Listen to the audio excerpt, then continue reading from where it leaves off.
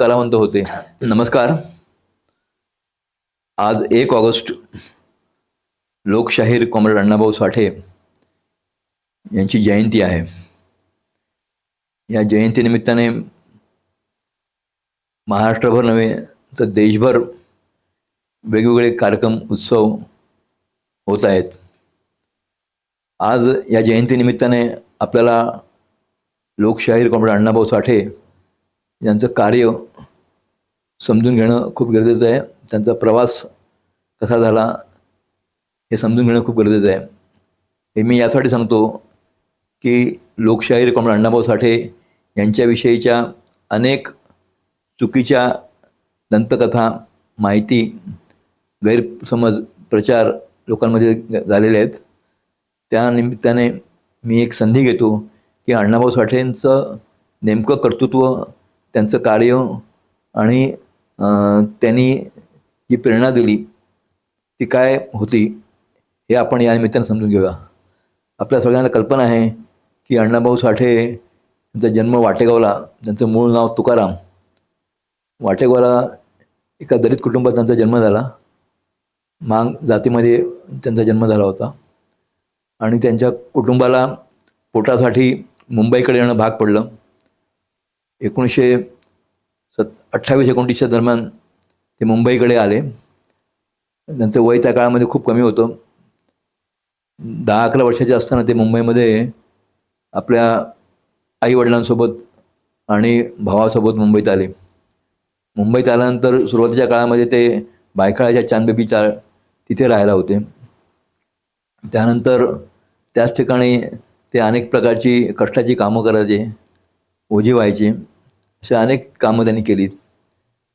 त्यानंतर काही काळ ते चेंबूरजवळही राहत होते. तिथून त्यांना ठेकेदार, कंत्राटदार हे जी कामं चालायची त्या कामासाठी, बांधकामाची असतील किंवा इतर ठिकाणी घेऊन जायचे. अशा काळातच ते मुंबईत विशेषतः मुंबईचा गिरणगाव जो आहे, लालबाग, परळ, शिवडी वगैरे हा सगळा जो भायखळा हा सगळा गिरणगाव आहे. आणि त्या काळामध्ये गिरणगावामध्ये मोठ्या प्रमाणामध्ये गिरणी कामगारांचं लढे, संघर्ष त्यांच्या वेगवेगळ्या मागण्यांसाठी, त्यांच्या हक्कांच्या मागण्यांसाठी चालू होते. महागाई भत्ताचा मुद्दा असेल, किमान वेतनचा मुद्दा असेल, असे अनेक मुद्दे होते. त्याच्यावर गिरणी कामगार आंदोलन करत होते. लालबावटा गिरणी कामगार युनियन ही त्या काळातली कम्युनिस्ट पक्षाच्या संबंधातली अतिशय मोठी संघटना त्या लढ्यामध्ये होती. असं सांगितलं जातं की 1934च्या सुमारामध्ये मुंबईत एक मोठा संप झाला. त्या संपाच्या काळामध्ये अण्णाभाऊ तिथे जवळच होते. ते संपाच्या काळात त्यांनी जे पोस्टर्स पाहिली, त्या पोस्टरवर एक जाधव नावाचे कॉम्रेड होते, त्यांचा फोटो लागला होता आणि ते शहीद झाले होते आदल्या वर्षी. तर त्या निमित्ताने त्यांचा परिचय हा त्या लढ्याशी आला, कामगार चळवळीशी आला आणि ते कामगार चळवळीकडे आकर्षित झाले. त्यानंतरच्या काळात आपल्याला कल्पना आहे की ते 35-36 हाच कालखंड आहे की ज्या कालखंडामध्ये ते मुंबईमध्ये labour camp, Matunga labour camp ज्याला म्हणतात, त्या माटुंगा लेबर कॅम्पमध्ये राहायला आले. माटुंगा लेबर कॅम्प हा त्या काळात धारावीला लागून असलेला भाग होता. विशेषतः आजचा माटुंगा लेबर कॅम्प हा वेगळा आहे. त्यावेळचा माटुंगा लेबर कॅम्प ज्या ठिकाणी आज सायन हॉस्पिटल आहे, त्या सायन हॉस्पिटलजवळ ह्या सगळ्या झोपड्या असायच्या आणि त्या ठिकाणी अण्णाभाऊ राहत असत. त्या ठिकाणी विशेषतः मुंबईतले जे बांधकाम कामगार आहेत, तो कालखंड असा होता की मुंबईमध्ये बॅलॅड पियर फोर्ट वगैरे एरिया आहे, विभाग आहे. त्या विभागामध्ये मोठ्या प्रमाणात बांधकाम चालत असत.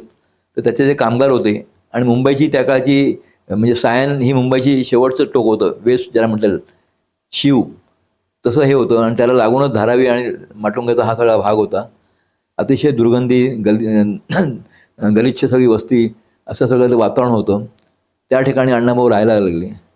त्याच वेळेस त्या माटुंगा लेबर कॅम्पमध्ये त्या काळामध्ये कामगारांना संघटित करण्याचं काम माटुंगा लेबर कॅम्पमध्ये आणि बॅलॅड पियर ज्या ठिकाणी बांधकाम कामगार जातं त्या ठिकाणी कॉम्रेड रामचंद्र आर.बी. मोरे, त्याचबरोबर कॉम्रेड के.एम. साळवे, कचरू महादू साळवे हे दोघंजणं त्या काळात तिथे काम करत असत. कचरू महादू साळवेच्या संपर्कात सुरुवातीच्या काळात अण्णाभाऊ आले आणि ते देखील त्यांच्यासोबत काम करायला लागले. त्याच वेळेस त्याच लेबर कॅम्पमध्ये शंकर नारायण पगारे हे देखील आंबेडकरी जलशाशी संबंधित असलेले एक शाहीर होते, कलाकार होते, ते देखील तिथे राहायला होते. विशेषतः कॉम्रेड R.B. मोरे हे महाड 14 जाळे सत्याग्रहाचे प्रमुख संघटक होते आणि डॉक्टर बाबासाहेब आंबेडकरांना एकीकडे सहकार्य राहिलेले. तसाच परिचय जे कॉम्रेड K.M. साळवी आहेत, कप्तरू माधू साळवी, हे देखील नाशिकच्या काळामध्ये सत्याग्रहामध्ये प्रमुख कार्यकर्ते होते. तर अशी आंबेडकर जवळची पार्श्वभूमी असलेले दोन तीन प्रमुख कार्यकर्ते त्यांना त्या काळात ते भेटले आणि अण्णाभाऊ हे त्या काळामध्ये हळूहळू त्यांच्यासोबत कम्युनिस्ट पक्षाचं काम करू लागले. त्या ठिकाणी अण्णाभाऊ साठे आणि शंकरनारायण पगारे यांनी दलित युवक संघ हा त्या काळात स्थापन केला आणि दलित युवक संघाच्या वतीने सुरुवातीच्या काळामध्ये शंकरनारायण पगारेच्या मदतीने एक गाण्याचा कलापथकाचा ग्रुप, विशेषतः दलित सगळे जे कलावंत होते त्यांना घेऊन हा तिथे सुरू केला आणि अण्णाभाऊ हे कामगारांच्या सभांना जाऊ लागले. त्या ठिकाणी त्या काळामध्ये कम्युनिस्ट पक्षाच्या वतीने कम्युनिस्ट पक्षांच्या कार्यकर्त्यांचे वैचारिक प्रबोधन व्हावं, प्रशिक्षण व्हावं, यासाठी त्यांचे स्टडी सर्कल्स, म्हणजे ज्याला अभ्यास वर्ग म्हणता येईल तसं चालत असत. जे स्टडी सर्कल्स हे त्या काळातले नेते कॉम्रेड R.B. मोरे असतील, कॉम्रेड B.T. रणदिवे असतील, असे जे नेते होते हे ते त्या काळामध्ये कामगारांचे अभ्यासवर्ग घेत असत. तो कालखंड असा होता 35-36चा की एकीकडे हिटलरचा उदय झाला होता आणि जगभर फॅसिझम हा आक्रमक रूपात पुढे येत होता. अशा सगळ्या कालखंडामध्ये अण्णाभाऊ हे त्या संपर्कात आले. त्या काळामध्ये एकीकडे संपर्कात आल्यानंतर त्याच वेळेस कम्युनिस्ट पक्ष देखील देशभर स्वातंत्र्याच्या लढ्यामध्ये आणि कामगार कष्टकऱ्यांच्या शेतकऱ्यांच्या संघटना करण्यामध्ये आघाडीवर होता. विशेषतः लेखक साहित्यिकांना देखील त्यांनी संघटित करण्याचे प्रयत्न सुरू केले होते. 1936लाच प्रगतिशील लेखक संघ नावाची एक पुरोगामी लेखकांची संघटना, ज्याचं पहिलं संमेलन हे लखनौला भरलं होतं, तर त्याचा देखील प्रभाव त्या संघटनेमध्ये अनेक हिंदी उर्दूतले लेखक सहभागी झाले होते. त्या काळात राहुल संकृतांसारखे एक मोठे लेखक होते, ते त्याच्याशी संबंधित होते. तर हिंदीतल्या उर्दूतल्या लेखकांची अनेक पुस्तकं मराठीमध्ये अनुवाद होत होती. त्याचबरोबर रशियन क्रांतीचा प्रभाव या सगळ्यांवर असल्यामुळे रशियन क्रांतीमधले एक महत्त्वाचं लेखक, ज्यांचं नाव मॅक्झिम गॉर्की, जे थोर कादंबरीकार कथाकार होते, तर मॅक्झिम गॉर्कीची आई कादंबरी ही त्या काळामध्ये मराठीमध्ये कम्युनिस्ट पक्षाच्या कामगार मागणी मंडळाने त्या काळामध्ये प्रकाशित केली होती. इतर कार्ल मार्क्स, एंगल्स, लेनिन यांचे लेख, यांच्या काही पुस्तिका, कम्युनिस्ट जाहीरनामासारख्या पुस्तिका ह्या देखील त्या काळामध्ये मराठीमध्ये अनुवाद झाल्या होत्या. तर ते अण्णाभाऊंना आपल्याला कल्पना आहे की सुरुवातीच्या काळामध्ये अण्णाभाऊ हे त्यांना जाती व्यवस्थेच्या चटके बसल्यामुळे शाळा सोडायला लागली होती. त्यांना रितसर शिक्षण घेता आलं नव्हतं. पण मुंबईत आल्यानंतर ते कामगार चळवळीच्या संपर्कात आल्यानंतर त्यांच्याच मदतीने, त्यांच्याच जे कार्यकर्ते होते त्यांनी त्यांना लिहायला शिकवलं. अण्णाभाऊ त्या काळामध्ये दुकानाच्या पाट्या वाचत, सिनेमाच्या ज्या पोस्टर्स असत ते वाचत हळूहळू ते भाषा शिकले आणि नंतर ते लिहायला लागले.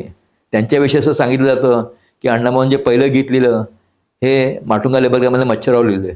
कारण त्या काळात मच्छर इतके असत, तर त्याच्यावर त्यांना कार्यकर्त्यांना सांगितलं की तुम्ही एखादं गाणं लिहा, आणि अण्णाभाऊंनी गाणं हे मच्छरावर लिहिल्याची नोंद सापडते.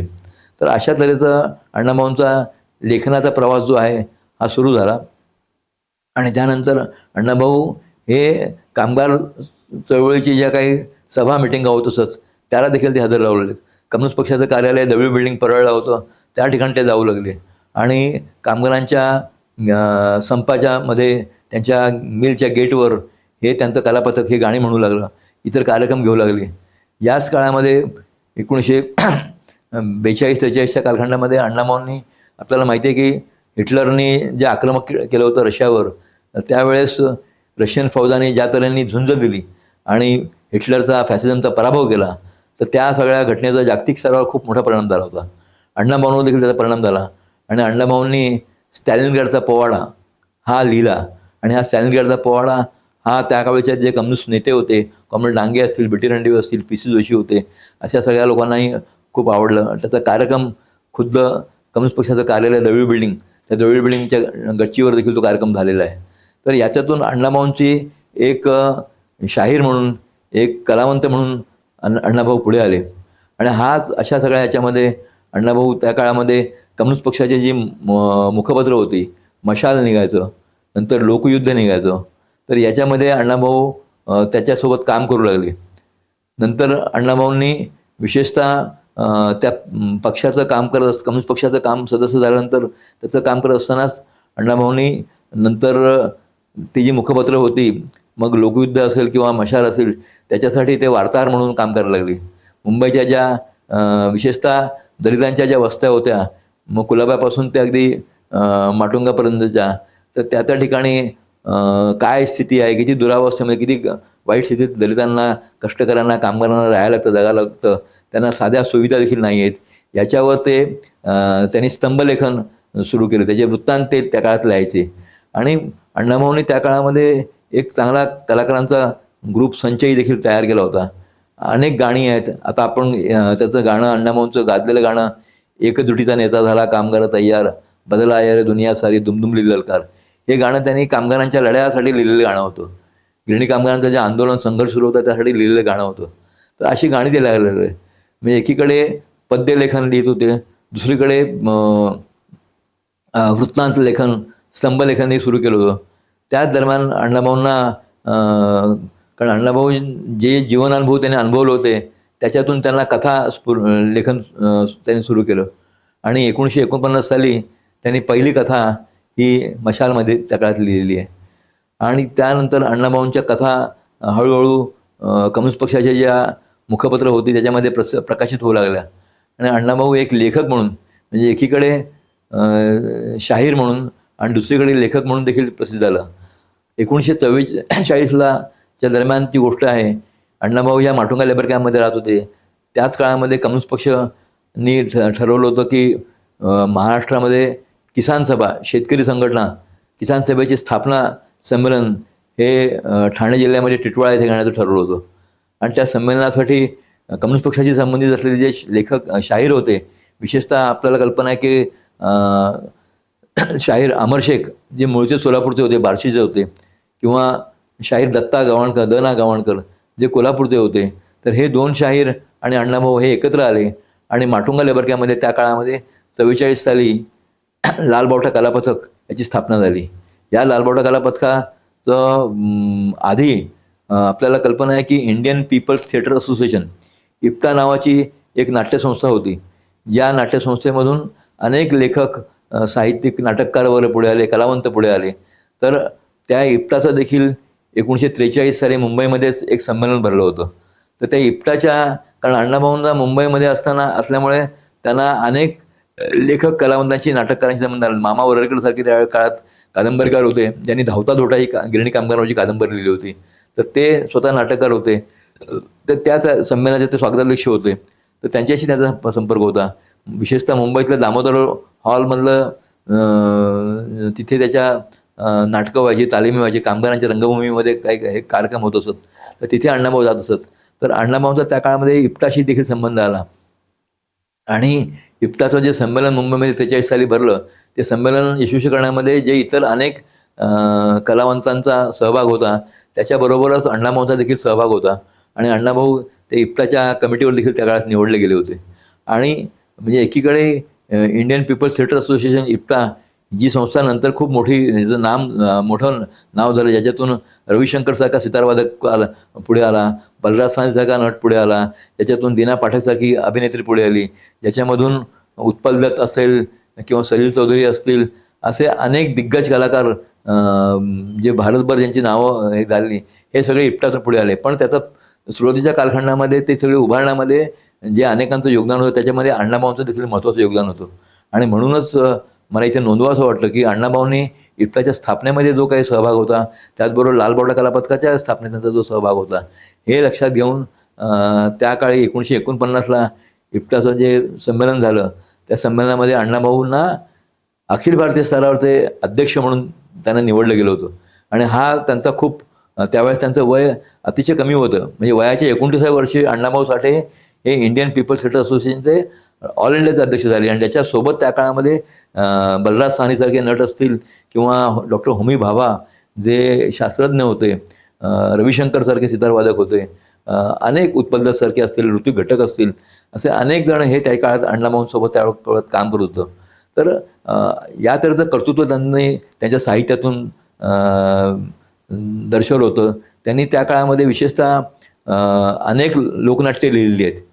मग मुंबईवरची असतील, इतर देशभक्त घोटाळे असेल, लोकमंत्र्याचा दौरा असेल, अनेक लोकनाट्ये त्या काळात आणि ती सगळी लोकनाट्य जी होती ही कामगार कष्टकांच्या चळवळीशी संबंधित, त्यांच्या प्रश्नाशी संबंधित हे होतं. कामगारांचं जे शोषण होत होतं, कामगारांवर जो अन्याय होत होता, त्या अन्यायाला वाचा फोडणारी ही सगळी लोकनाट्य त्यांनी त्या काळामध्ये लिहिली. याच्या आधीचं मला मुद्दाम सांगायचं की 1944 साली जी मगाशी त्याचा उल्लेख केला मी, की शेतकऱ्यांची जी पहिलं स्थापना संमेलन भरलं महाराष्ट्रातलं किसान सभेचं, तर त्या स्थापना संमेलनासाठी अण्णाभाऊ, अमर शेख आणि दत्ता गवाणकर यांच्या लालबावडा कला पथकाने संबंध मुंबईजवळचा परिसर जो आहे सगळा, म्हणजे ठाणे जिल्हा असेल किंवा तत्कालीन कुलाबा जिल्हा, आता तर रायगड जिल्हा आणि आजूबाजूच्या परिसरामध्ये नगरपर्यंत या सगळ्या परिसरामध्ये त्यांनी ह्या डहाणू बिहाणू या परिसरात आदिवासींच्या ह्याच्यामध्ये त्यांनी अनेक कार्यक्रम केले. त्या काळात अमर शेखांचं जे गाणं हे खूप गाजलेलं गाणं, किसान सभा शेतकऱ्याची माऊली, हे गाणं त्या खास अमर शेखांनी लिहिलं होतं. आणि अण्णाभाऊंनी नंतर अकलेची गोष्ट हे जे लोकनाट्य लिहिलं हे देखील त्याच शेतकऱ्याच्या प्रश्नावर लिहिलेलं लोकनाट्य होतं. तर त्या किसान सभेच्या कार्यक्रमामध्ये खरी म्हणजे अण्णाभाऊ साठे, अमर शेख आणि गवाणकर या लालबावडा कला पथकाच्या शाहिरांची खरी ओळख जी महाराष्ट्रातल्या जनतेला झाली, तर ते जे किसान सभा संमेलन, स्थापना संमेलन भरलं होतं, ज्या संमेलनामधूनच आपल्याला माहिती आहे की कॉम्रेड गोदावरी परुळेकर या वारली शेतकरी नेत्या पुढे आल्या, कॉम्रेड शामराव परुळेकर हे देखील त्या याच्यातून पुढे आले. तर ते यशस्वी करण्यामध्ये अण्णाभाऊंचा एक मोठा वाटा होता. आता मी जो उल्लेख केला की अण्णाभाऊंनी अनेक लोकनाट्य ही त्या काळामध्ये लिहिली आणि त्या लोकनाट्यामधून त्यांनी कामगारांचं होणारं शोषण हे कसं आहे आणि इथले धनिक, इथले पैसेवाले, इथले मालदार लोक हे कसं त्यांचं शोषण करतायत, हे मुद्दे त्यांनी याच्यामध्ये आणलेले होते. आणि तोच 50चा कालखंड आहे की त्यानंतर अण्णाभाऊ साठे हे कादंबरी देखील लेखनाकडे वळले. अण्णाभाऊंनी पहिली कादंबरी वारण्याच्या खोऱ्यात लिहिली. नंतर त्यांची चित्रा नावाची कादंबरी लिहिली. चित्रा कादंबरी ही 1946 साली आपल्याला कल्पना असेल की स्वातंत्र्य लढ्याच्या काळामध्ये मुंबईतल्या आणि देशभरातल्या नाविकांनी बंड केलं होतं आणि नाविकांनी ब्रिटिशांच्या विरुद्ध आवाज उठवला होता. तर त्यावेळेस मुंबईमध्ये मोठी दडपशाही झाली. मुंबईचा हा जो परळ लालबाग भाग आहे त्या भागामध्ये अक्षरशः धुमश्चक्री माजली होती आणि परळच्या पुलावर, एल्फिसन पूल किंवा परळचा पूल म्हटलं त्याला, त्या पुलावर तर मोठ्या प्रमाणात गोळीबार झाला. याच्यामध्ये कम्युनिस्ट पक्षाची कार्यकर्ती कॉम्रेड कमल दोंदे ह्या शहीद झाल्या होत्या. कुसुम रणदिवे यांच्या पायाला गोळी लागली होती, त्या अहिल्यानगरच्या बहीण होत्या. तर हा सगळा जो प्रत्यक्ष अण्णाभाऊने त्या काळात बघितलं होतं आणि खुद्द अण्णाभाऊंच्या देखील ते त्या याच्यामध्ये दगावले असते. कारण असा एक प्रसंग आला होता की जिथे धुमश्चक्री सुरू असताना गोळीबार झाला असताना एका माणसाने अण्णाभाऊंना खेचलं. परळजवळची ही घटना आहे आणि ही घटना त्यांच्या मुलींनीच मला, शांताबाईंनीच मला सांगितलेली आहे. तर ते त्यातून वाचले आणि नंतर त्या प्रसंगाच्यावर त्यांनी चित्रा नावाची कादंबरी लिहिली. ती एकतर स्त्रियांचं होणारा अन्याय ते त्याच्यामध्ये आहे, त्याचबरोबर हा जो नाविकाने बंड केलं होतं त्याच्यावर त्यांनी लिहिलेलं आहे. अण्णाभाऊंचं आपल्याला कल्पना आहे की अण्णाभाऊ, अमर शेख आणि गवाणकर ही नावं ही संयुक्त मराठा चळवळीच्या मध्ये अधिक लोकप्रिय झाली. कारण जवळपास 48-49च्या नंतर संयुक्त मराठ्याच्या ठरावावर संमत झाले, पण प्रत्यक्ष चळवळीला सुरुवात झाली ही 50-51च्या दरम्यानच. तर त्या काळामध्ये लालबावडा कला पथकावर बंदी आणण्याचा देखील, किंवा अण्णाभाऊ जे त्या काळामध्ये वेगवेगळे लोकनाट्य तमाशे करायचे त्याच्यावरही बंदी आणण्याचा प्रयत्न केला. तर त्या बंदीविरोधात देखील अण्णाभाऊने आवाज उठवला आणि त्यांनी त्या पारंपरिक तमाशाचं स्वरूप जे बदललं, त्याचं नाव बदललं आणि त्याला लोकनाट्य हे नाव दिलं आणि त्यांनी तो कार्यक्रम केलेला आहे. अण्णाभाऊंचं वैशिष्ट्य असं आहे की त्यांनी जी लोकनाट्य लिहिली तर त्याच्यामधला जो सगळा आधीच्या तमाशामध्ये, लावण्यांमध्ये जो सगळा शृंगारिक भाग असायचा किंवा आध्यात्मिक गोष्टी सगळ्या असायच्या आणि अतिशय अश्लील पद्धतीने जी टिंगलटवाळी, पेंद्या किंवा इतर याच्यातनं व्हायची, तर त्याला त्यांनी सगळा फाटा दिला आणि एक नवा क्रांतिकारक आशय त्यांनी लोकनाट्यामध्ये भरला. त्यांनी लोकनाट्यामध्ये स्त्रियांची जी काही अवमान होत होता त्याच्या तसे कुठल्याही प्रकारे त्यांनी केलं नाही. त्या काळामध्ये लोकनाट्यामध्ये लालबडा कला पथकामध्ये काम करण्यासाठी स्त्रिया मिळत नव्हत्या. तर कारण आपला पारंपरिक विचारांचा प्रभाव खूप असल्यामुळे स्त्रिया त्या काळामध्ये सांस्कृतिक कार्यक्रम करण्यात पुढे. तर त्यावेळेस कम्युनिस्ट पक्षाच्या कार्यकर्त्या उषा उर्ध्वरेषी असतील किंवा खुद्द नंतरच्या काळामध्ये अण्णाभाऊंची मुलगी शांताबाई त्या कलापथकाने काम करू लागल्या. इतरही नलिनी ज्या गवळणकरांच्या पत्नी होत्या त्या त्याच्यामध्ये काम करू लागल्या. अशा अनेक जण नंतर त्याच्यामध्ये कलापथकामध्ये आलेले आहेत. तर अण्णाभाऊंनी पूर्ण पारंपरिक तमाशाचं रूप देखील बदललेलं आहे आणि त्याला एक क्रांतिकारक रूप देण्याचं काम केलं. त्यांची जी गाणी होती या गाणी ही त्या काळामध्ये अण्णाभाऊ लिहित असत.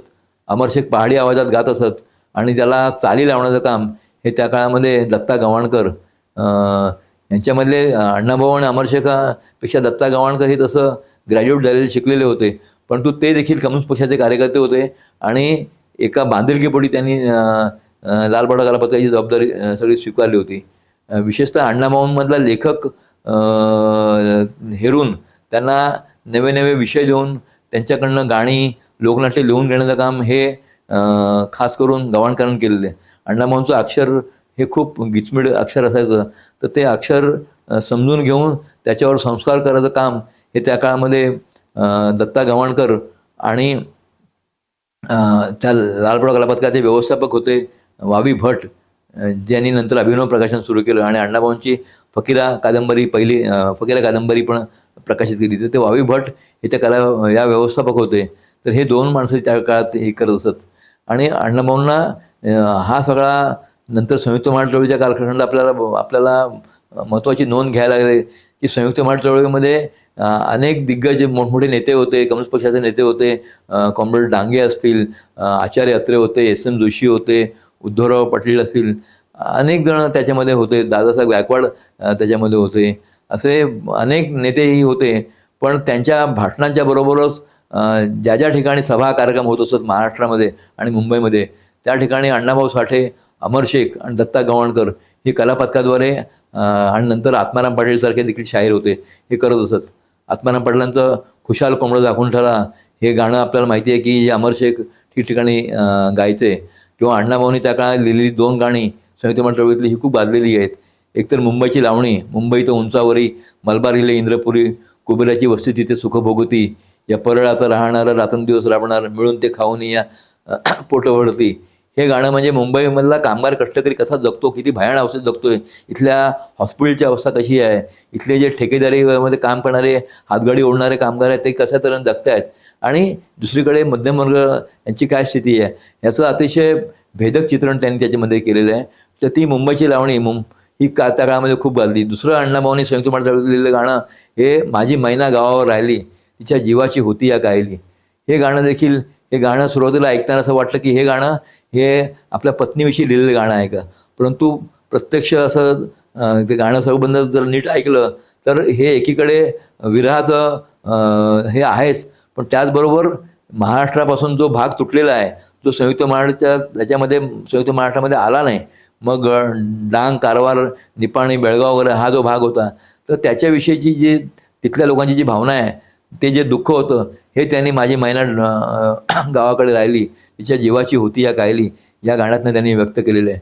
तर ही गाणी त्या काळात खूपच पॉप्युलर झाली होती. दौलतीच्या राजा उठून सरजा हाकदे शेजाऱ्याला, हे गाणं त्यांचं गाणं खूप गाजलं होतं. आणि नंतर अनेक काही चालन लागा हे ह्यांनी लिहिलेलं जे लोकनाट्य होतं आपलं गवाणकरांचं, तर ह्या त्रिकूट जे होतं हे त्रिकूट हे त्या काळामध्ये इतकं प्रसिद्ध झालं होतं की जुने लोक असे सांगतात की ज्या ज्या ठिकाणी यांचे कार्यक्रम होत असत त्या ठिकाणी लोक बैलगाड्या घेऊन जात असत आणि रात्रभर हा कार्यक्रम ऐकत असत. म्हणजे त्यावेळेस तर आपल्याला माहिती आहे की त्या काळात आजच्यासारखे लाऊडस्पीकर्स किंवा काही नव्हते. असं असताना शिवाजी पार्कच्या मैदानावर किंवा इतर ठिकाणच्या मोठमोठ्या मैदानावर सभा व्हायच्या. त्या सभामध्ये या तऱ्हेचा जो प्रभावीपणे हे गाणे साजरे केली जायची की त्याला तोड नसायची. तर हे सगळं एक मोठं जागृतीचं काम हे त्या काळामध्ये यांनी केलेलं आहे. आणि दुसरीकडे अण्णाभाऊंचं गोष्ट की अण्णाभाऊ मध्ये एक अतिशय अष्टपैलू कलावंत होता. आपल्याकडे पु ल देशपांडे किंवा बाकीच्यांचे खूप कौतुक केलं जातं की तो अष्टपैलू, पण अण्णाभाऊ देखील त्याच तऱ्हेचे अष्टपैलू लेखक कलावंत होते. ते स्वतः कलाकार म्हणून काम करायचे त्या लोकनाट्यामध्ये, त्या ह्याच्यामध्ये स्वतः ते अनेक वाद्य वाजवायचे. त्याचबरोबर त्यांनी त्यांच्यामध्ये पत्रकार होता, त्यांनी कथा लिहिलेल्या आहेत. त्यांनी जवळपास 26-27 कादंबऱ्या त्यांनी लिहिलेल्या आहेत. त्यांनी काही 2-3 चित्रपटांना सहदिग्दर्शक म्हणून परदेशी नावाचा एक रशियन याच्या सोबत झालेला सिनेमा होता, त्याच्यात त्यांनी सहदिग्दर्शक म्हणून काम केलेलं आहे. त्यांचा फकीरा जो काही कादंबरीवर चित्रपट आला, तो चित्रपटाची पटकथा ही ख्वाजा अहमद अब्बास जे राज कपूरचे पटकथाकार होते ते आणि अण्णाभाऊंनी मिळून त्याची हे लिहिलेली आहे. तर अण्णाभाऊंनी अनेक चित्रपटामध्ये काही कामं केलेली आहेत. त्यांच्यामध्ये कलावंत होता आणि विशेषतः त्यांचा कथा आणि कादंबऱ्या या नंतरच्या काळामध्ये खूप बदलल्या. अनेक कादंबऱ्या त्यांचा अनुवाद हे भारतीय भाषामध्ये झालंच होतं. कथांचंही भाषेत स्मशानातलं सोनं नावाची त्यांची कथा जी आहे ती तर इतकी गाजली की त्याचं अनेक भाषामध्ये अनुवाद झालेले आहेत, हिंदीपासून इतर भाषामध्ये, आणि त्याच्यावर नाटक लिहिलेलं आहे. काहींनी शॉर्ट फिल्म त्याच्यावर केलेली आहेत. तर असा हा अष्टपैलू कलावंत होता. त्यांच्या कादंबऱ्या ह्या इतर भाषामध्ये, अगदी रशियनमध्ये, जर्मनमध्ये, झेकमध्ये, हंगेरियन ह्याच्यामध्ये इतर भाषात अनुवाद झालेले आहेत. आणि ह्या सगळ्या गोष्टीचं आपल्याला लक्षात येतं की अण्णाभाऊंना एक अतिशय मोठा लेखक कलावंत म्हणून त्यांना एक ज्या तऱ्हेचा सन्मान इथल्या प्रस्थापित व्यवस्थेने द्यायला हवा होता, तो मात्र आपल्याला दिसतं की त्याची दखल त्या काळातले जे साहित्य संस्कृतीचे ज्याच्यावर ब्राह्मणी वर्चस्व होतं, त्याच्यावर भांडवली धनिकांचं वर्चस्व होतं, यांनी मात्र अण्णाभाऊ साठेमधल्या लेखकाकडे मान सन्मान दिला नाही. अमर शेखांसारख्या एवढा पहाडी आवाजातला शाहीर होता, त्याला देखील तो सन्मान मिळाला नाही. परंतु जनतेकडनं मात्र या कलावंतांना, अण्णाभाऊ साठे असतील, अमर शेख असतील, गवाणकरांना प्रचंड जनतेकडनं प्रतिसाद आणि दाद लोकांनी दिलेली आहे. हे खऱ्या अर्थाने लोकांचे कलावंत होतं आणि यांनी सामाजिक बांधिलकी आपल्या कृतीमधून, आणि हे कुठल्याही प्रकारचं मानधन न घेता केवळ एक सामाजिक, एक राजकीय काम म्हणून ते लालबोडा कला पथकातनं काम करत होते. त्या काळामध्ये अण्णाभाऊंना अतिशय, कारण कम्युनिस्ट पक्ष हा कष्टकऱ्यांचा, कामगारांचा पक्ष असल्यामुळे त्याची पण आर्थिक स्थिती ही तशीच डबघाईची होती. त्यामुळे अण्णाभाऊंना देखील, अण्णाभाऊ सुरुवातीच्या काळामध्ये मी मग असं सांगितलं की ते लेबर कॅम्पमध्ये राहायला होते. नंतर ते त्यांनी जेव्हा त्यांची मुंबईमध्ये काम करत असताना मुंबईमध्ये कम्युनिस्ट पक्षाच्या एक कार्यकर्त्या जयवंताबाई त्यांची ओळख झाली आणि त्या देखील, त्यांचं आधी लग्न झालं होतं पण तो नंतर नवऱ्यापासून वेगळ्या राहत होत्या तर त्यांच्या 2 मुली शांताबाई आणि शकुंतलाबाई यांच्यासोबत त्या दादरला राहत असत. तर तिथे अण्णाभाऊंचं त्यांचं येणं जाणं सुरू झाल्यानंतर परिचय झाला आणि नंतर त्या दोघांनी निर्णय घेतला की आपण एकत्र, म्हणजे आणि त्यांनी एकत्र विवाह करून राहायचा निर्णय घेतला. तर तो नंतर अण्णाभाऊ साठे आणि जयवंताबाई हे माटुंग लेबर कॅम्प सोडून घाटकोपरच्या चिरागनगरमध्ये गेले. चिरागनगरचं घर हे अतिशय झोपडीवाला घर होतं. खूपच गलिच्छ वस्ती तशी, ती पण तशीच होती. चिखल असायचा, पक्क कुठली डोक्यावर शेड, छप्पर नव्हतं. परंतु त्या ह्याच्यामध्ये त्यांनी हे केलं. त्या काळामध्ये ज्या अण्णाभाऊंच्या पत्नी जयवंताबाई यांनी खूपच काबाड कष्ट केले आहेत. अनेक प्रकारच्या नोकऱ्या केल्यात. अगदी भाजी मळ्या विकण्यापासून ते हॉस्पिटलमध्ये दाईचं काम करण्यापर्यंत अशी कामं त्यांनी केली. परंतु त्यांनी आणि अण्णाभाऊंची मुलगी शांताबाई ह्या देखील त्या काळामध्ये एका ठिकाणी नोकरीला जात असत. या दोघींनी आणि त्यांची दुसरी मुलगी शकुंतला, या तिघींनी मात्र अण्णाभाऊंमधला लेखक चं मोल ओळखलं होतं आणि तो लेखक अधिक फुलावा, अधिक त्याला प्रसिद्धी मिळावी आणि त्यांचं साहित्य लोकांपर्यंत जावं यासाठी त्यांनी अपार कष्ट घेतले होते. तर अशा या अण्णाभाऊंना कडे त्या काळात शासनाने म्हणजे अण्णाभाऊंना या सगळ्या करताना, कारण ते कम्युनिस्ट पक्षाचे कलावंत असल्यामुळे त्यांना अनेकदा पोलिसांच्या ससेमारीला तोंड द्यायला लागलं. अनेकदा त्यांना भूमिगत राहिलं कारण कम्युनिस्ट पक्षावर बंदी होती. त्या बंदी काळात देखील ते घाटकोपरला भूमिगत अवस्थेमध्ये वेषांतर करून राहत असत. अण्णाभाऊंच्या विषयी कथा खूप सांगता येईल, अनेक त्याच्याविषयी बोलता येईल. कम्युनिस्ट पक्षामध्ये असताना कम्युनिस्ट पक्षाने त्यांना जेवढं सांभाळलं आणि अण्णाभाऊंनी लिहिलं देखील आहे की मी काय जो घडलो आहे हा कम्युनिस्ट पक्षामुळे घडलेलो आहे. माझ्यातला लेखक कलावंत ला घडवण्याचं काम हे कम्युनिस्ट पक्षाने केलेलं आहे. अण्णाभाऊंचं जसं मगाशी उल्लेख केला की अण्णाभाऊंचं पहिलं पुस्तक शाहीर हे त्या काळामध्ये लोकसाहित्य प्रकाशन हे कम्युनिस्ट पक्षाचं प्रकाशन आहे त्यांनी की प्रसिद्ध केलं. नवे तमाशे हे देखील अण्णाभाऊंचे जे सगळे हे होते ती लोकनाट्य वगैरे ही त्यात प्रकाशित केली. शाहीर पुस्तकाला तर त्या काळात कॉम्रेड डांगे यांनी प्रस्तावना लिहिलेली आहे. हे 1950 सालची गोष्ट आहे. सहमोडक हे त्याचे त्या काळात प्रकाशक होते. नंतर अण्णाभाऊंची फकीरा कादंबरी ही अभिनव प्रकाशन त्यांनी काढलेली. अभिनव प्रकाशन हे देखील लालबावडा कलापथकामध्ये असलेले एक वावी भट होते, त्यांनी ते प्रकाशित केलेली आहे. कृष्णाकाठच्या कथा असतील, नंतर बरबाद्या कांदारे असतील, अनेक कथा. अण्णाभाऊंचं वैशिष्ट्य मला इथे एक नोंदवायचं आहे की आत्ता भटक्या विमुक्तीच्या साहित्यावर बोललं जातं, परंतु अण्णाभाऊंनी त्या काळामध्ये म्हणजे 50-60च्या दशकामध्ये ज्या माकडीचा माळासारखे हे लिहिलं, तर ह्याच्यातून त्यांनी भटक्या विमुक्तांचं जीवन काय असतं, पालं पडतात त्या पालावर कसं जीवन जगतात हे त्यांनी पहिल्यांदा साहित्यामध्ये आणलेलं आहे. याच्या आधी अण्णाभाऊंच्या आधी कोणी साहित्यामध्ये आणलं नव्हतं. तर हे अण्णाभाऊतलं साहित्यिक वर खूप बोलण्यासारखं आहे. तर हा त्यांनी साहित्य त्यांचा जो काही त्यांनी जे चित्रण केलेलं आहे हे चित्रण आजही त्याची दखल घेण्यासारखं आहे आणि त्याच्यातनं अनेक लोकांना प्रेरणा मिळाली. मला या ठिकाणी एक महत्त्वाचा मुद्दा मांडायचा की हे सगळं अण्णाभाऊंचं कार्य लक्षात घेऊनच त्या काळामध्ये 1958 आता आपण दलित साहित्याचं नाव ऐकतो, दलित साहित्य संमेलनावर आहे, परंतु पहिलं दलित साहित्य संमेलन 1958 साली मुंबईमध्ये भरलं होतं आणि त्या संमेलनाचे उद्घाटक हे शाहीर अण्णाभाऊ साठे होते. आणि अण्णाभाऊ साठेंचं त्या काळातलं जे भाषण जे आहे हे भाषण खूपच गाजलेलं भाषण आहे. आणि ते आजही ज्याला मी असं म्हणतो की मराठी साहित्यामधलं ज्याला मैलाचा दगड म्हणता येईल असं ते साहित्य संमेलनाचं भाषण आहे. त्याच्यातलं एक विधान, एक वाक्य आपण सगळं ऐकतो, नेहमी आपण ऐकलं असेल. त्यात अण्णाभाऊ म्हणतात की ही पृथ्वी, हे जग, ही पृथ्वी शेषाच्या मस्तकावर चाललेली नसून दलितांच्या तळहातावर चाललेली आहे. म्हणजे जो श्रम करणार आहे, जो कष्ट करणार आहे, जो घाम घालणार आहे, हा जो माणूस आहे याच्या श्रमावर सगळं जग चालतं. आणि अण्णाभाऊ हे फक्त भारताविषयी, फक्त देशाविषयी बोलत नाहीत, तर ते पृथ्वीमधल्या समग्र शोषित कष्टकऱ्यांच्या विषयी बोलतात. म्हणजेच याचा अर्थ अण्णाभाऊंनी दलित शब्द जो वापरलेला आहे, तर दलित हा जातीच्या अर्थाने वापरला नाही. दलित हा शब्द त्यांनी हा जात वर्ग या दोन्ही अर्थाने वापरलेला आहे आणि त्यांनी तो हे केलेलं आहे. आणि त्याच्यातनं त्या भाषणामध्ये अण्णाभाऊंना असं मला ते भाषण जर नीट पूर्ण वाचलं तर महात्मा फुलेंनी त्या काळामध्ये जे प्रस्थापित साहित्य संस्कृतीच्या ग्रंथकार सभेच्या विरुद्ध जो आवाज उठवला होता आणि जे पत्र लिहिलं होतं ग्रंथकार सभेला की आम्ही आमचा वेगळा स्वतःसोबत का भरवतो किंवा तुमचं आमच्या साहित्याचं प्रतिबिंब तुमच्या साहित्यात पडत नाही, तर तोच धागा अण्णाभाऊने देखील हे केलेला आहे. आणि अण्णाभाऊ त्या भाषणामध्ये म्हणतात की हा, काही लोक म्हणतील की हा चौथा शोभा कशाला, तर चौथा शोभा यासाठी, कारण अण्णाभाऊ तेच म्हणतात, फुल्यांच्याच सुरामध्ये सूर मिसळून म्हणतात की या देशातल्या शोषित कष्टकऱ्यांचं, दलितांचं दुःख, वेदना हे साहित्यामध्ये त्याचं प्रतिबिंब पडत नाही, म्हणून आम्हाला दलित साहित्य संमेलन भरावं लागतं. तर ही अण्णाभाऊनी ती जी वारसा होता, फुल्यांचा वारसा, हा पुढे सत्यशोधक वारसा हा पुढे आणलेला आहे.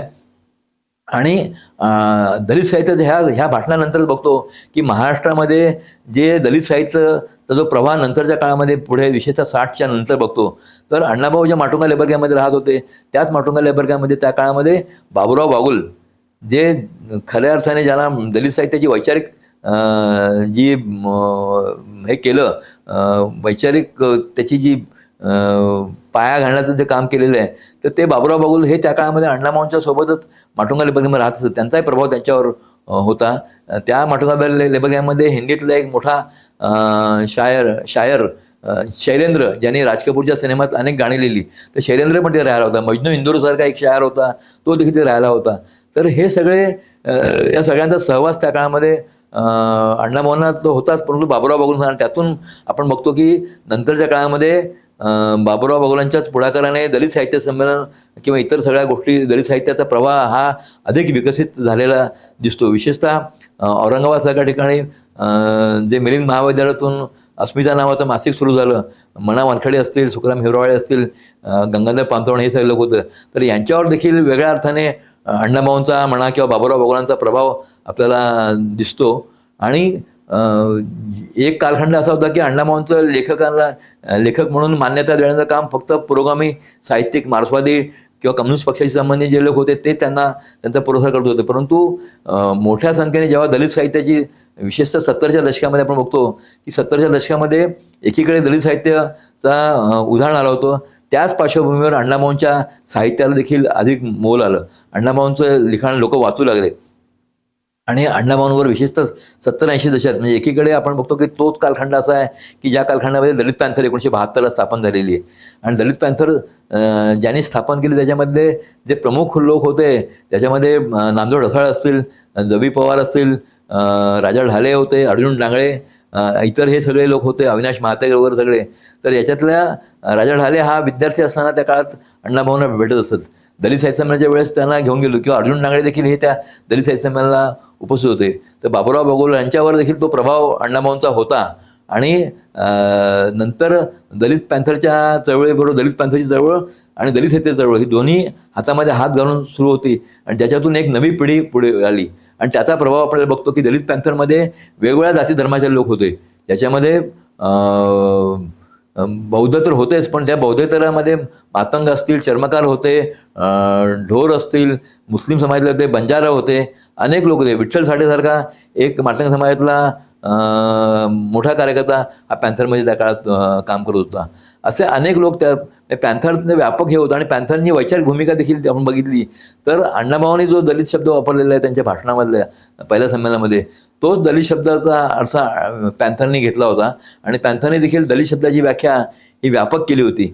जात केवळ जातीपुरती मर्यादित केली नव्हती, तर जात वर्ग या अर्थाने त्यांनी तो शब्द वापरलेला आहे. तर हा जो काही वारसा जो आहे हा मला असं वाटतं की अण्णाभाऊंचाच वारसा त्यांनी हे केलेला आहे. आज संदर्भात मला यासाठी बोलायचं आहे की अण्णाभाऊंचा हा जो सर्वसमावेशक ज्याला म्हणता येईल की त्यांनी सगळ्या समाजाच्या शोषित घटकांना समूहांना एकत्र आणण्याचं त्यांचं दुःख वेदना आपल्या साहित्यातून मांडण्याचं काम केलं होतं. अण्णाभाऊंच्या विषयी एक मोठे कादंबरीकार, प्रसिद्ध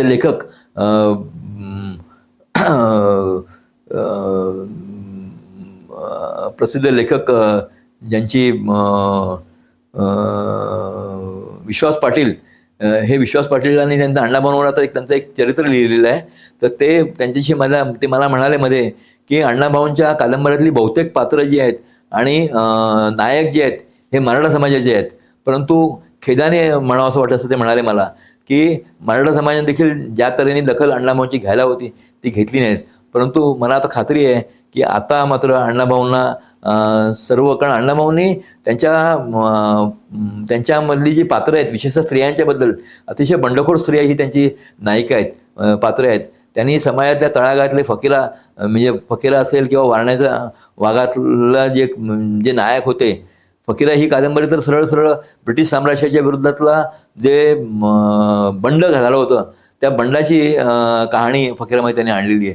तर खऱ्या अर्थाने स्वातंत्र्याच्या लढ्यात, संघर्षाच्या, मग 42चं आंदोलन असेल, इतर जे सगळे लढे सुरू होते महाराष्ट्रातले, तर त्याचं प्रतिबिंब त्याच्यात पडलेलं आहे. आणि अण्णाभाऊंचं वैशिष्ट्य असं की ज्या त्या काळामध्ये जी आंदोलनं झालेली आहेत, मग संयुक्त मराठाचं आंदोलन असेल, अंमळनेरला गोळीबार झाला असेल शेतकऱ्यांवरचा, तर त्याच्यावर त्यांनी लिहिलेलं आहे.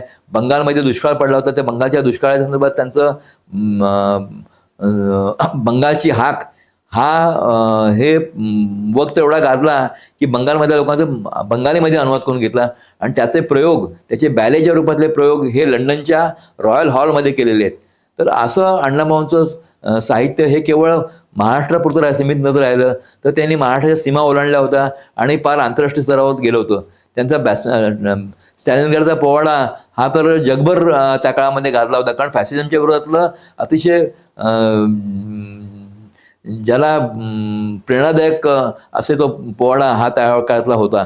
तर अशा अनेक अण्णाभाऊ हे केवळ महाराष्ट्रापुरते, केवळ मुंबईपुरते मर्यादित नव्हते, केवळ देशापुरते मर्यादित, तर ते एक आंतरराष्ट्रीय दर्जाचे लेखक होते. आणि म्हणून त्यांचा गौरव, त्यांना सन्मान आपल्याला माहिती आहे. फकीरा कादंबरीचं जेव्हा शासनाने पहिले प्रथम पारितोषिक दिलं होतं, नंतर त्यांना तो पारितोषिक मिळाल्यामुळे सोव्हिएत युनियननी रशियामध्ये अण्णाभाऊंना खास निमंत्रण दिलं होतं आणि त्यांना रशियामध्ये अण्णाभाऊ 1961 साली गेले होते. त्यावेळेस अण्णाभाऊंचं वय अतिशय कमी होतं, म्हणजे वयाच्या 39व्या वर्षी ते रशियाला गेले होते. आणि रशियामध्ये अण्णाभाऊ जाण्याच्या आधी अण्णाभाऊचं साहित्य, अनेक कथा असतील, सुलतानसारखी त्यांचं कथा असेल किंवा चित्रासारखी कादंबऱ्या ह्या अनुवाद झाल्या होत्या. त्याच्यामुळे अण्णाभाऊचं स्वागत तिथे मोठ्या प्रमाणात झालं गेलं आणि ज्या ठिकाणी गेले अण्णाभाऊ त्या ठिकाणी त्यांचं जोरदार स्वागत करण्यात आलं. त्यांनी तिथल्या लेखकांना संबोधित केलेलं आहे. त्याचबरोबर अण्णाभाऊंचं तुम्ही जर पुस्तक वाचलं माझा रशियाचा प्रवासाचं सगळं त्याची नोंद त्याच्यामध्ये आहे. त्या काळामध्ये रशियन त्यावेळेच्या कम्युनिस्ट पक्षाचं सरकार जो होतं रशियाचं, त्यांनी अण्णाभाऊंना ऑफर दिली होती की तुमच्यासाठी आम्ही मॉस्कोमध्ये मराठी आकाशवाणी केंद्र सुरू होतो, तुम्ही त्याचे प्रमुख बना म्हणून. तर इतका अण्णाभाऊंचा त्या काळामध्ये प्रभाव होता. पण अण्णाभाऊंनी सांगितलं की नाही, मला माझ्या देशात जायचं आहे, आणि अण्णाभाऊंनी ते स्वीकारलं नाही. तर आज अण्णाभाऊ मॉस्कोमध्ये राहून तिथून ते हे करू शकले असते. तर सांगायचा मुद्दा एवढाच आहे की असा एक महान लेखक, असा एक महान कलावंत, ज्याला जातीच्या, धर्माच्या किंवा देशाच्या कुठला सीमा नव्हता, त्या कलावंताला आज मात्र आपण बघतो की आज अण्णाभाऊंच्या नावाने गेल्या काही वर्षामध्ये राजकारण सुरू आहे ते खूप वाईट राजकारण सुरू आहे.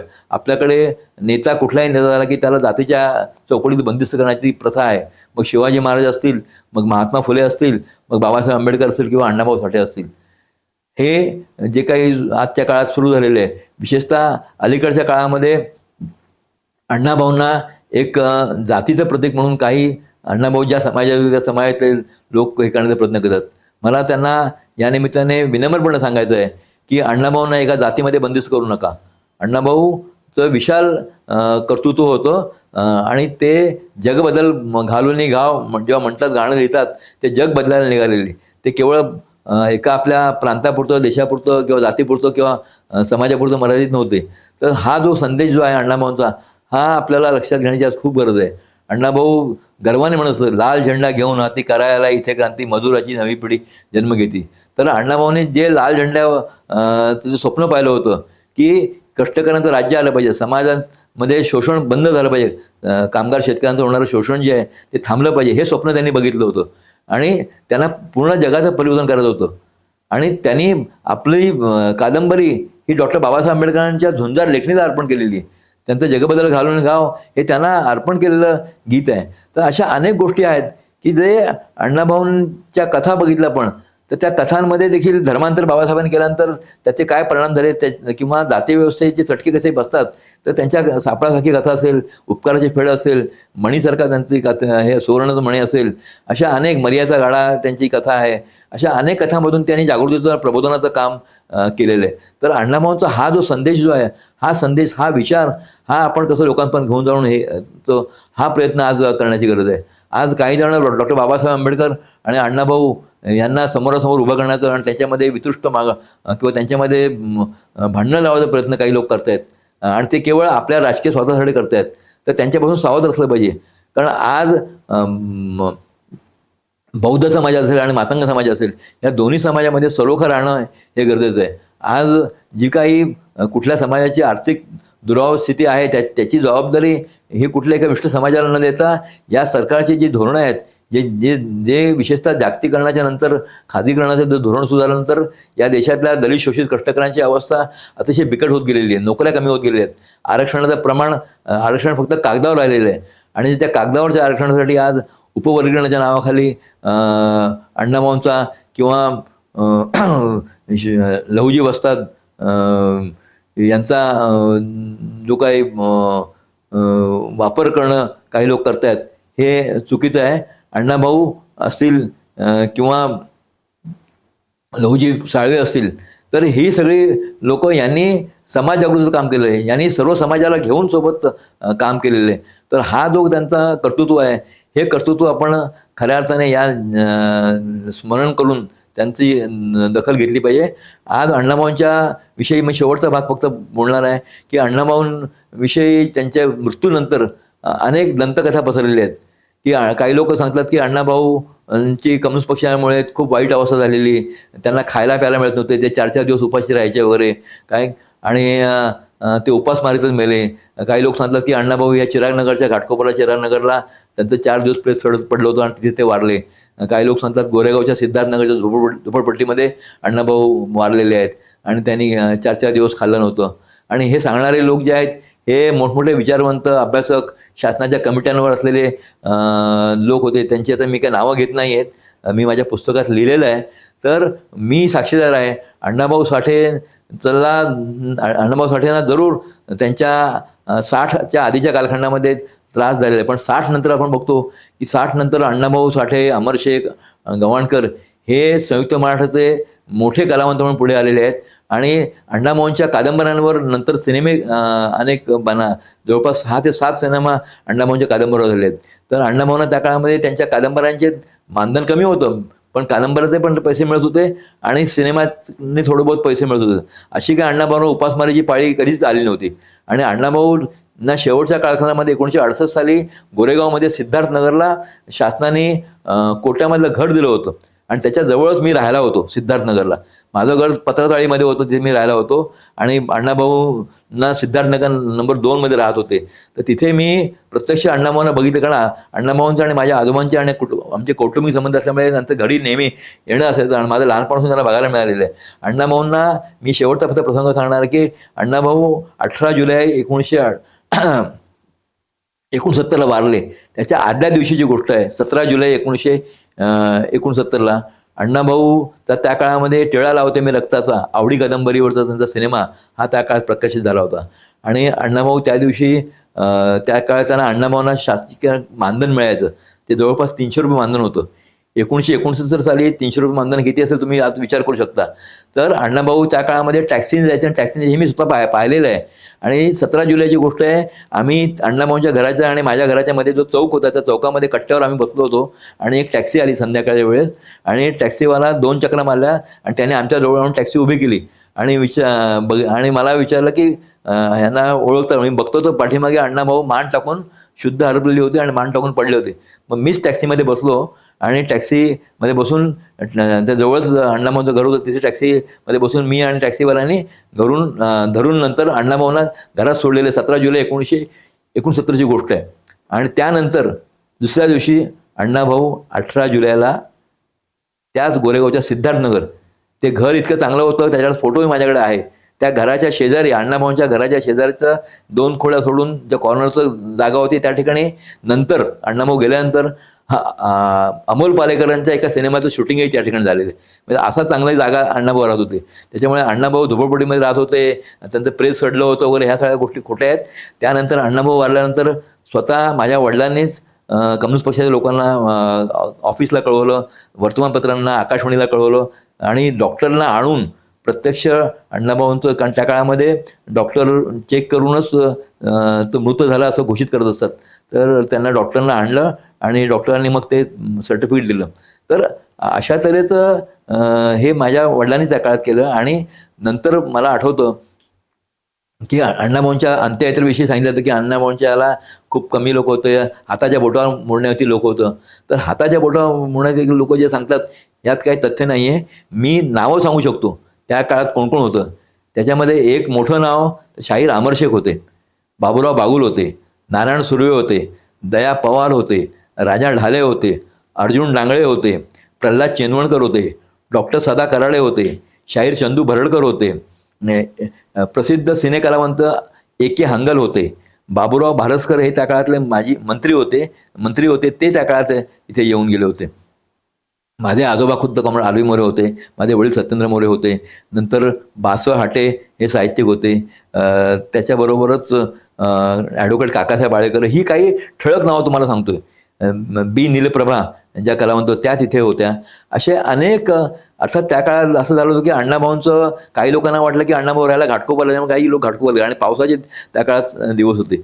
आणि खुद्द जयवंताबाई, शांताबाई आणि शकुंतलाबाई ह्या देखील तिथे त्या काळात आल्या होत्या. आणि अण्णाभाऊंच्या अर्थात त्या अर्थाने त्या मानाने लोक कमी होते, 200-250-300च्या आसपास लोक होते, कारण लोकांना कळलं नव्हतं. कारण आणि अमरशेख यायला उशीर झाला, अमरशेखांना ही बातमी उशिरा कळली. आणि नंतर अण्णाभाऊंचं अंत्यसंस्कार जे आहेत हे गोरेगावच्या ओशिवरा स्मशानभूमी आहे त्या ठिकाणी झालेले. आणि अण्णाभाऊंचं डेथ सर्टिफिकेट माझ्याकडे आहे. त्याच्यामुळे जे लोक सांगतात की अण्णाभाऊ चिरागनगरला वारले किंवा अजून कुठे, आणि एक आमचे ज्येष्ठ साहित्यिक आणि अभ्यासक आहेत, मित्र आहेत, ज्यांनी खऱ्या अर्थाने पहिल्यांदा ज्यांनी अण्णाभाऊंवरचं पहिलं पुस्तक केलं आणि PhD केली, डॉक्टर बाबुराव गुरव, ते मात्र आपल्या एका पुस्तकात लोकवाङ्मय ग्रहाने प्रकाशित केलं अण्णाभाऊंचं लहानसं चरित्र आहे संक्षिप्त. त्याच्यात ते लिहितात की अण्णाभाऊ खूप आजारी होते आणि मग बलराज साने आले घरी आणि बलराज सानेने अण्णाभाऊंना गाडीमध्ये टाकलं आणि घेऊन वाटेगावला गेले आणि अण्णाभाऊ वारले असा उल्लेख त्या पुस्तकात आहे. खरं म्हणजे मी बाबूराव गुरुवांना सांगितलेलं आहे की हे तुम्ही बदला, आणि लोकांना प्रकाशनाला देखील विनंती करतो, त्यांना आधीही सांगितलेलं आहे की हा जो मजकूर आहे चुकीचा आहे, त्यातनं चुकीची माहिती जाते. बलराज साहनी कधीही बलराज साहनी अण्णाभाऊंचे मित्र होते ही गोष्ट खरी आहे, परंतु बलराज साहनी गाडीमध्ये टाकून वाटेगावला गेले याचे हे खोटी गोष्ट आहे, हे तथ्य नाही आहे, असं कधीच झालेलं नाही आहे. जर बलराज साहनीसारखा एवढा मोठा दिग्गज अभिनेता त्यावेळेचा आणि अण्णाभाऊ हे जर वाटेगावला गेले असतील तर याची एखादी कुठेतरी बातमी ही नक्कीच त्या काळाच्या पेपरने दिली असती, पण तशी कधी बातमी आली नाही, तसं कधी झालेलं देखील नाही. दुसरा एक अण्णाभाऊंविषयीचा किस्सा सांगितला तो देखील त्याच्याविषयी पण मला खुलासा करावासा वाटतो. तो एक किस्सा असा आहे की स्वातंत्र्याच्या दुसऱ्या दिवशी म्हणजे 16 ऑगस्ट 47ला अण्णाभाऊंनी ये आझादी झूठी है, देश की जनता भूकी है अशी घोषणा देत कामगारांचा मोठा 10-15 हजार कामगारांचा मोर्चा काढला. असं शासनाच्या एका पुस्तकामध्ये, शासनाची जी संस्था आहे बार्टी नावाची संस्था, त्यांनी अण्णाभाऊंवर एक पुस्तक केलं आहे, त्याच्यामध्ये रमेश राक्षे यांचा लेख आहे. त्या लेखात त्यांनी अशा तऱ्हेने उल्लेख केलेला आहे. आणि दुसरे चंद्रकांत वानखेडे म्हणून आहेत नागपूरचे, बामसेफचे, तर त्यांनी देखील त्या याच्यात म्हटलेलं आहे की ये आझादी झुटी आहे म्हणून अण्णाभाऊंनी आणि अमर शेखांनी म्हणे मोर्चा काढला याला मुंबईमध्ये आझाद मैदानावर. परंतु माझी माहिती अशी आहे की अशा प्रकारचा कुठलाही मोर्चा अण्णाभाऊंनी आणि अमर शेखांनी काढलेला नाही आहे. उलट अमर शेखांची डायरी वाचली तर अमर शेखांच्या डायरीमध्ये नोंद आहे की 15 ऑगस्टला अमर शेखांनी आकाशवाणीवर गाणं म्हटलेलं आहे. 15 ऑगस्टला अमर शेखांनी कामगार मैदानावर आणि मुंबईतल्या दुसऱ्या मैदानावर कार्यक्रम केलेले आहेत. आणि दुसरी महत्त्वाची गोष्ट म्हणजे खुद्द अण्णाभाऊंची मुलगी शांताबाई आणि शकुंतलाबाईंनी मला आठवण सांगितलेली आहे की ज्या दिवशी 15 ऑगस्ट होतं 47ला, त्या दिवशी मुंबई शहरामध्ये मोठी रोषणाई केली होती. विशेषतः हा जो गेटवे ऑफ इंडिया आणि ब्रिटिश स्टेशन वगैरे जो भाग आहे, तर ती रोषणाई बघायला अण्णाभाऊ साठे 15 ऑगस्टला संध्याकाळी अण्णाभाऊ शांताबाई आणि शकुंतलाबाई या 2 मुलींना घेऊन हे प्रत्यक्ष तिथे गेले होते.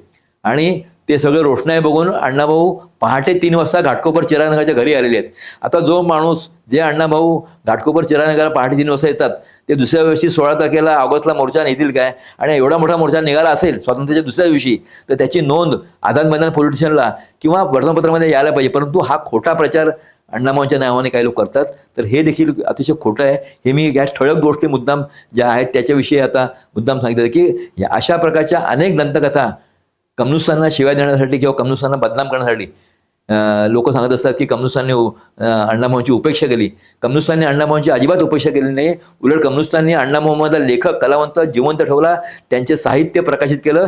एवढंच नाही तर त्यांना अखिल भारतीय स्तरावर इफ्टासारख्या संस्थेचं अध्यक्ष नेमलं आणि रशियासारख्या देशातही त्यांना पाठवलं होतं. तर अण्णाभाऊंवर कम्युनिस्ट पक्षाने कुठेही अन्याय केला नाही. उलट कम्युनिस्ट पक्षाने दुःखाची गोष्ट अशी की अण्णाभाऊ काय किंवा अमर शेख काय यांचं निधन हे अकाली निधन झालं. ते जर हयात राहिले असते, वयाचे 49 वर्षीय अण्णाभाऊ वारलेलेच, त्यांचा 20चा जन्म आहे. अण्णाभाऊंना जगले असते तर अण्णाभाऊ आज जे नंतर शाहीर पुढे आले असते त्यातलं त्यापेक्षा आज अण्णाभाऊ अमर शेख 1.5 महिन्याने वारलेले आहेत अण्णाभाऊ वारल्यानंतर 29 ऑगस्टला. त्याच्यामुळे हे 2 शाहीर गेल्यामुळे नंतर दत्ता गावणकर वारलेले आहेत. तर अण्णाभाऊंवर आणि अमर शेख किंवा याच्यावर कोणीही कम्युनिस्ट पक्षाने अन्याय केलेला नाही. हे जे कम्युनिस्ट विरोधक आहेत ते मात्र प्रचार करत असतात. तर मला या निमित्ताने हा सगळा खरा इतिहास हा शासनाने समजून घेतला पाहिजे. आणि आज चांगली गोष्ट आहे की शासनाने घोषणा केलेली आहे की अण्णाभाऊंचा जन्मदिवस 1 ऑगस्ट हा लेखन प्रेरणा दिवस म्हणून साजरा करावा असा कालच GR काढलेला आहे. या GRच्या निमित्ताने मला असं वाटतं की अण्णाभाऊंच्या विषयीची खऱ्या वस्तुस्थिती खरी माहिती जी आहे ही शाळा कॉलेजमधल्या विद्यार्थ्यांना कळेल आणि अण्णाभाऊंनी जे केलेलं साहित्य, त्यांचं जो क्रांतिकारी काम आहे हे लोकांपर्यंत जाईल. आणि या निमित्ताने अण्णाभाऊची प्रेरणा, त्यांच्या विचारांची प्रेरणा लोकांना मिळेल असं मी मानतो. आणि आज 1 ऑगस्ट या जयंती दिनी अण्णाभाऊंच्या क्रांतिकारी विचारांना, त्यांच्या साहित्याला पुन्हा एकदा विनम्र अभिवादन करतो.